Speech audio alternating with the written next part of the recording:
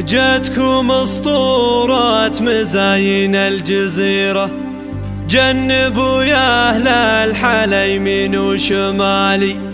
نورها اللي تستحق أعظم مسيرة،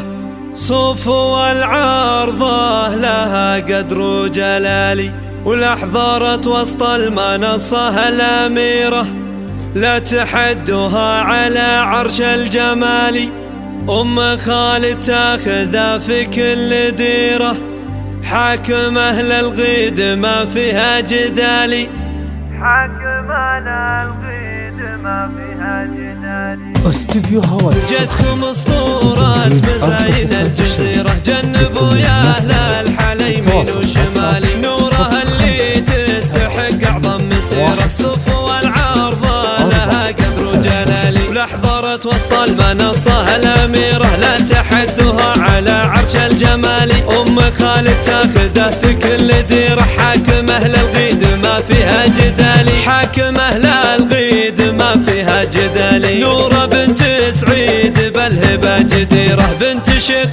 برقاب المجد عالي، أم خالد لا شموخ أعظم سفيرة، حيرت من زينها كل الليالي، والقمر والشمس والدنيا بحيرة، من جمال حضورها بنت المعالي، في ثناها جفت حروف الغزيرة، زادها الله بالخصال وبالدلال، زادها الله بالخصال وبالدلال، صعب توصفها المدايح لو كثيرة، ولو نلبسها من عقود الجزالي، غالية وغالاها ما نلقى نظيرة، الذهب قدامها ما عاد غالي، بنت عتيبة لابت العز الشهيرة، فخرهم يتصدر عروش الأعالي، سيرة بالمجد فاقت كل سيرة، تنذكر بين العرب أول وتالي، تنذكر بين العرب أول وتالي، جتكم اسطورة مزاين الجزيرة، جنبوا يا أهل الحلا يمين وشمالي، نورها اللي تستحق أعظم مسيرة، صفو العارضة لها قدر وجلالي، ولحظرت وسط المنصة الأميرة، لا تحدها على عرش الجمال، أم خالد تاخذه في كل ديرة، حاكم أهل الغيد ما فيها جدالي، حاكم أهل الغيد ما فيها جدالي، نورة بنت